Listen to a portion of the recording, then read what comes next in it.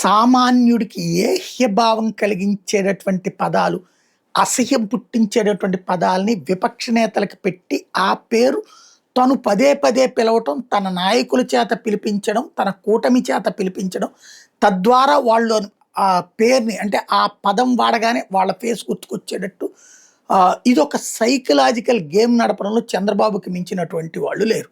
అది ఎన్టీఆర్‌ని దెబ్బ కొట్టేటటువంటి సందర్భంలో, లక్ష్మీపార్వతిని దెబ్బ కొట్టే సందర్భంలోనైనా, మోడీని దెబ్బ కొట్టేటటువంటి సందర్భంలోనైనా, కాకపోతే ఇప్పుడు జగన్మోహన్ రెడ్డిని దెబ్బ కొట్టే సందర్భం. కానీ తట్టుకు నిలబడింది భారతీయ జనతా పార్టీ తప్ప, జగన్మోహన్ రెడ్డి అయితే తిప్పలు పడ్డారు. వాళ్ళ కుటుంబం, వైఎస్ కుటుంబం అయితే చాలా ఏళ్ల పాటు తిప్పలు పడింది. మధ్యలో అధికారాన్ని కొద్ది కాలం మాత్రమే అందుకోగలిగింది. అప్పుడు ఒక 6 ఏళ్ళు, ఇప్పుడు ఒక 5 ఏళ్ళు అందుకోగలిగింది. బట్ ఇప్పుడు మళ్ళీ జగన్ వస్తే ఏమైపోతుందో అన్నటువంటి ఒక ఫీలింగ్. గొడ్డలి పార్టీ, గొడ్డలి పార్టీ అంటూ పదే పదే అదే పదం చంద్రబాబు నోట్లో నుంచి రావడం ద్వారా ఒక కీలకమైన ఎత్తుగడ వేస్తున్నారు. అది బాబు స్టైల్ ఆఫ్ పాలిటిక్స్.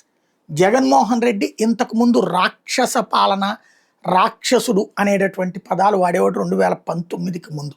ఈ మధ్య కాలంలో అయితే కనుక మోసగాడు లాంటి పదాలు వాడుతున్నారు, పెద్ద పదాలు వాడట్లేదు. ఎందుకంటే పెద్ద పదాలు రాక్షస పాలన లాంటివి వాడినప్పుడు, రాక్షసుడు లాంటిది వాడినప్పుడు జగన్ని స్ఫూర్తిగా తీసుకుని వైసీపీ నాయకులు, కార్యకర్తలు కూడా మాట్లాడతారు. దాన్ని తీసుకుని అటు పక్కన ఏదో కేసులు పెట్టి సోషల్ మీడియాలో కేసులు పెట్టి ఇరికిస్తారు అన్నటువంటిది. అది కార్యకర్తలు ఇరుక్కుపోతారు పాప అన్యాయంగా అనేటటువంటి ఉద్దేశంతో పెట్టి రావట్లేదు. మరి ఇది ప్రయోజనమా, నష్టమా అన్నది భవిష్యత్తు తేల్చాల్సి ఉంది.